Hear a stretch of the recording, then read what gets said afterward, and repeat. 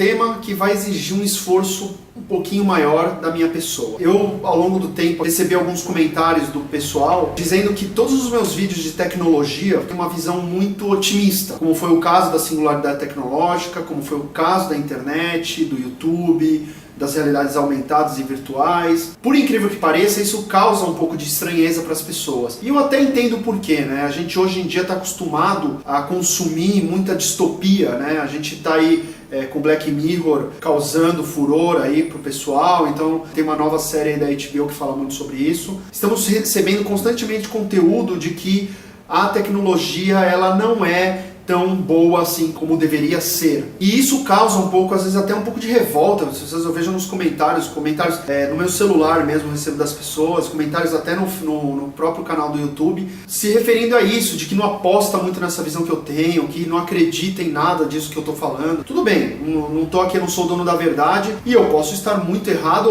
ou a visão que eu tenho da tecnologia pode ir realmente por outro caminho. Eu acredito e faço uma aposta, né, sobre essa questão da tecnologia por dois motivos. O primeiro deles é sobre uma questão de perspectiva de vida que eu tenho. Por exemplo, a mais emblemática de todas, né, a gente conseguiu aí desenvolver bombas atômicas que poderiam destruir o planeta Terra e mesmo assim não nos matamos. Não será agora que eu vou ter realmente uma visão pessimista da coisa. E o segundo ponto, eu quero ler para vocês um texto, tá? Esse texto eu tirei do Facebook de uma pessoa que eu admiro muito, chamada Luciano Pires. Eu vou deixar o link do site dele, ele tem um podcast que é um dos melhores podcasts do Brasil, e ele escreveu um texto que vai muito de encontro com o que eu quero falar aqui. Em 1971, o Clube de Roma, que estuda as consequências do crescimento econômico mundial, previu que o crescimento da humanidade seria limitado pelo esgotamento de fontes de energia não renováveis e de minerais importantes. O cobre, por exemplo, é um deles. Usando um recurso sofisticado na época, computadores levantaram a taxa de consumo de cobre nos 20 anos anteriores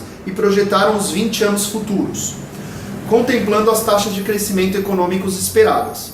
Conclusão: por volta do ano de 2000, as reservas de cobre estariam esgotadas. O que o Clube de Roma não previu foi que, no final dos anos 90, o sistema de cabeamento telefônico com fios de cobre passou a ser substituído por fibras óticas, muitíssimo mais eficiente. E a matéria-prima para as fibras óticas é o silício, grosseiramente dizendo, areia, um dos elementos mais abundantes da natureza. E o cobre não acabou. Os precisos cálculos matemáticos dos especialistas deixaram de fora um detalhe: a engenhosidade do homem, que a cada dia cria novas soluções para velhos problemas. Por essa razão, serei sempre otimista quanto ao futuro da humanidade. Eu acho que esse texto do Luciano veio muito bem a calhar por essa questão. Eu tenho muito essa visão. E é por isso que no começo desse vídeo eu falei que o tema de hoje seria um tema que eu teria que fazer um esforço tremendo sobre essa questão do meu otimismo. Eu vou falar hoje sobre inteligência artificial. E esse é um tema de extrema importância. Muito mais importante que inclusive o aquecimento global. A inteligência artificial é tão séria, mas tão séria, que a gente vai precisar resolver esse problema em no máximo 10 anos. E as conversas estão começando somente agora. E é um tema realmente delicado. Por isso que eu vou ter que fazer um esforço tremendo para mostrar a questão positiva e otimista dessa análise. Mas neste vídeo especificamente eu vou mostrar também as implicações negativas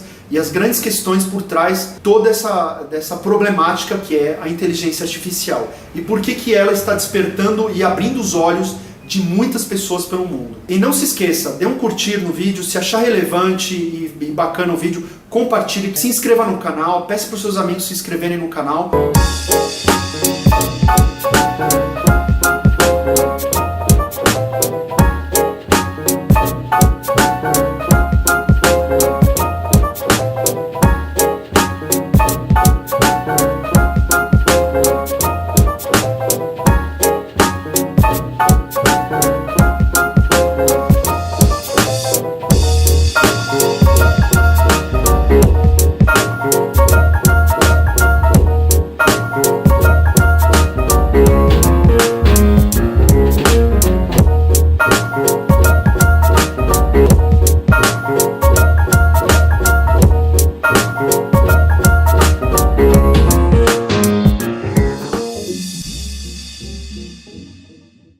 começar a falar sobre o tema, na verdade começar falando sobre algumas ideias que surgiram de um filósofo brasileiro. É um vídeo do filósofo Oswaldo Jacóia Jr. Ele começa dizendo no vídeo que duas espécies que produzem tecnologia não podem conviver no mesmo astro, ou seja, no mesmo planeta. E nós estamos chegando nesse ponto. Nós estamos chegando num ponto onde duas inteligências habitarão o mesmo planeta. Uma artificial e a outra orgânica, no caso biológica, que é a nossa inteligência.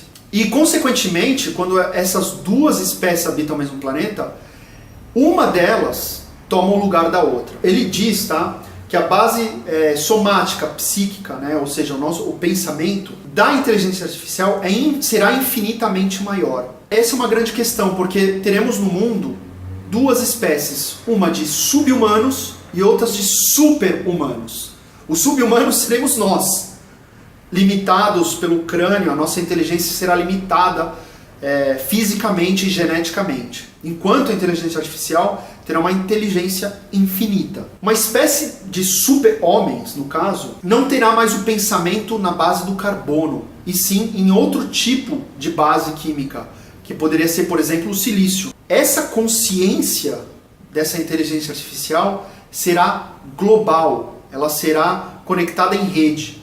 Ela não será uma inteligência de indivíduo como nós, por exemplo. Ela já nascerá uma inteligência global. A gente vai ter que tomar muito cuidado porque alguns temas serão modificados pela perspectiva dessa inteligência artificial. Por exemplo, perspectiva de vida não serão mais termos que farão sentido. Teremos um outro ponto de vista que será a imortalidade.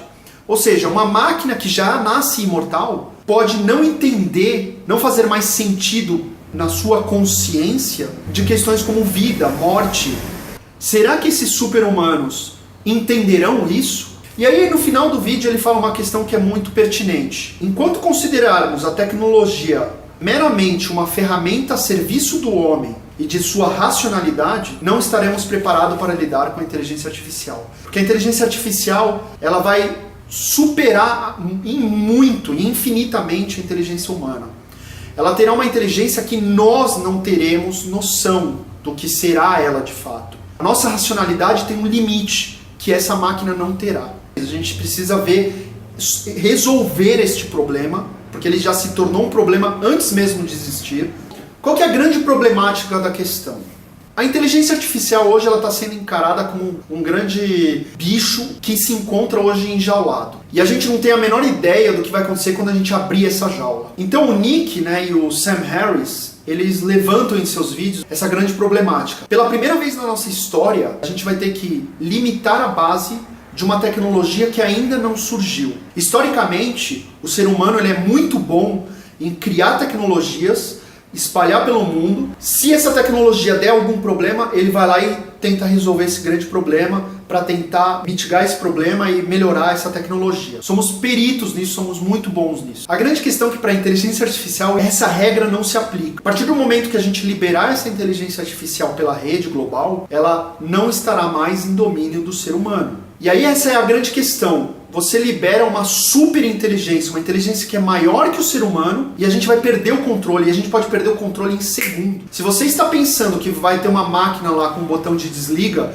se algo der errado, se essa inteligência artificial quisesse ir contra o ser humano e quiser inclusive extinguir o ser humano da Terra, muita gente fala, não, mas é só apertar um botão e desligar a máquina. Eu só aviso vocês, existe uma outra tecnologia que está em uso hoje e que a gente já perdeu completamente o controle, que é a internet. Ninguém pode desligar a internet e a inteligência artificial vai entrar no mesmo barco. Para vocês terem uma ideia, o nosso pensamento, a informação corre pelos neurônios, A velocidade dessa transmissão é mais ou menos de 1 metro por segundo, contra a velocidade da luz para a inteligência artificial. Fora isso, a gente tem um limite físico, o crânio. A inteligência artificial ela vai se utilizar da nuvem, da internet. Então ela não terá limites físicos, ela será uma inteligência infinita e muito mais veloz, muito mais rápida que a nossa inteligência. Então esse é um monstro que a gente está criando que pode revolucionar a nossa vida, a nossa sociedade para sempre, como também criar a nossa extinção. É uma inteligência que precisa ser muito bem trabalhada. E o grande problema, o Nick, tá? Mais que o Sam Harris, o Nick Bostrom, coloca também uma outra problemática. Nós estamos hoje vivendo Segunda Guerra Fria nessa questão da inteligência artificial. Os exércitos dos países estão trabalhando para ter uma inteligência artificial cada vez mais avançada. Então está tendo uma corrida para ver quem é que chega a ter essa grande inteligência artificial. Nessa competição, o planeta inteiro perde. Os exércitos, eles querem ver quem é que chega primeiro, porque quem chegar primeiro terá um avanço de mais ou menos aí que se calcula entre 1.000 a 5.000 anos de avanço tecnológico com uma superinteligência trabalhando para eles. E convenhamos, uma superinteligência produzida por um exército não é nada legal, porque ele vai ser uma inteligência artificial programada pelos ideais do exército. O Nick, ele coloca muito essa questão da gente tentar se organizar para tirar esse domínio da inteligência artificial das mãos dos exércitos, porque é muito perigoso isso, e colocar num domínio mesmo realmente planetário, e que a gente trabalhe em conjunto para resolver essa questão. Quais são as grandes amarras que a gente deve criar para conter essa inteligência artificial e para que ela não efetivamente cause a nossa extinção? Muito se fala, você pode estipular o que a inteligência não vai fazer, não matar, não fazer isso, não prejudicar o ser humano, não isso, não aquilo. Pode colocar várias amarras na inteligência artificial, só que como ela vai ser uma super inteligência, ela pode pensar, né, ter uma consciência maior de outras problemáticas que a gente acabou não pensando e não colocando as amarras no início. Bom, você quer pôr uma inteligência artificial numa máquina separada da internet? Ok, só que aí efetivamente ela não terá nenhum propósito. A grande questão é que a inteligência artificial precisa ter o contato com o mundo humano para ser algo realmente valoroso. Ela precisa explorar o mundo, ela precisa saber como é que esse mundo é, quais são os recursos disponíveis para poder nos ajudar. Ah, mas aí a gente pode colocar um ser humano para fazer a interface, né? E ir lá num computadorzinho e escrever, fazer a pergunta para a inteligência artificial para receber a resposta. Primeiro que isso não serviria também. A inteligência artificial, como eu falei para vocês, como ela é infinita e muito mais rápida, ela pode em segundos auto-hackear o sistema onde ela está. Então ela pode de repente pelos circuitos elétricos criar ondas eletromagnéticas para influenciar outras máquinas que estão em volta dessa máquina, para poder mandar informação para essas máquinas e começar a se espalhar pelo mundo. Isso é factível, isso pode acontecer. A gente não sabe, a gente não tem ideia. A gente nunca teve um exemplo de super inteligência, de algum ser mais inteligente que a gente. A gente não sabe nem onde essa inteligência pode parar. Então o Nick, ele dá outra questão. Em vez da gente ficar podando o que ela não pode fazer, que aí a gente teria que mitigar todos os problemas e ver tudo, e aí a gente ficaria 100 anos para fazer isso, ele pensou na questão de um sistema motivacional, ou seja, motivar a máquina, motivar essa inteligência a fazer o bem. Como? É aí a grande problemática da coisa, é aí que ele salta nos vídeos pedindo que os pensadores, que os tecnólogos, que as pessoas que estão engajadas nesse problema comecem a refletir sobre isso. Como fazer um sistema motivacional, um sistema onde a máquina pense por si só e aplique tudo para fazer o bem, ou as coisas positivas e não negativas e não a nossa extinção. E só o fato de você ligar a máquina, se ela já estiver em rede, ela pode em segundos já se alastrar pela internet e dominar a internet e nos dominar. Dominar a tecnologia e aí causar efetivamente a nossa extinção. E aí tem uma outra problemática, a gente precisa criar valores para essa inteligência artificial. Tem alguns valores que são mais triviais e mais fáceis, mas outros valores como, por exemplo, felicidade. Como uma máquina vai definir o que é felicidade, se nem a gente sabe direito o que é felicidade? Então a gente tem aí grandes questões filosóficas embarcadas nessa grande problemática, né? Como fazer que esse bicho enjaulado não se torne um monstro, que se torne um agente pacífico e ativo da nossa sociedade? Esse é um grandíssimo problema da humanidade recente e apenas uma meia dúzia de pessoas estão estudando isso. O Nick Bostrom, o Sam Harris, o Ray Kurzweil, mas são poucas pessoas que estão tratando dessa grande problemática que é a inteligência artificial. Ela tem grande potencial de extermínio, mas também tem grande potencial de criação. Basta a nós criarmos essa base inicial, um sistema inicial para que essa inteligência artificial se desenvolva sozinha e nos ajude. E essa é a grande questão, nós somos horríveis nisso. Somos muito ruins em fazer um sistema perfeito do início. Essa é uma grande problemática, se tornou um grande problema muito maior que o aquecimento global. Porque teremos uma inteligência artificial na internet e na nossa casa, dirigindo nossos carros, produzindo nossa comida, construindo produtos e pensando na paz mundial ou não, na distribuição dos produtos ou não. Eu queria deixar essa mensagem para vocês começarem a se antenar que esse é realmente o grande desafio do ser humano nos próximos 10 anos. Eu acho que a inteligência artificial ela vai fazer o uso do nosso conhecimento na nuvem, de tudo que o ser humano deixa na nuvem, e eu acho que ela vai saber trabalhar bem e melhorar muito a nossa vida. Ela vai distribuir os recursos melhores, ela vai trabalhar na política. A inteligência artificial vai interferir diretamente na política.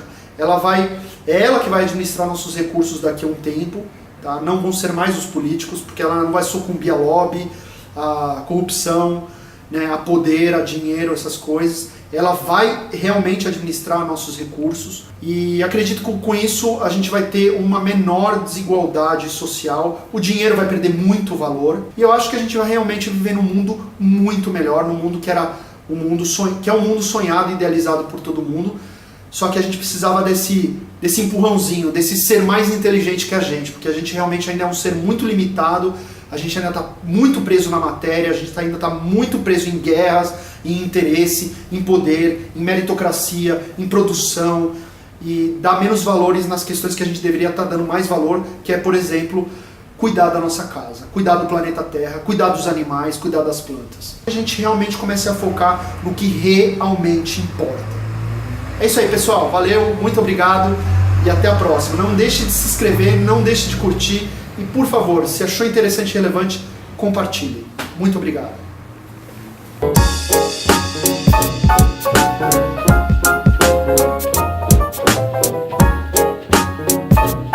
Na verdade, vou começar fazendo uma pergunta para você que está me assistindo, tá? Quando a gente começa a falar sobre o futuro da humanidade, a evolução, né, da nossa sociedade, e eu falo a palavra inteligência artificial, o que vem primeiramente na sua cabeça sobre essa questão da inteligência artificial? É algo positivo? É algo negativo? Eu queria realmente saber, por favor, comentem, né, façam um comentário sobre o que vem à sua cabeça quando você ouve essas duas palavras, inteligência artificial, tá?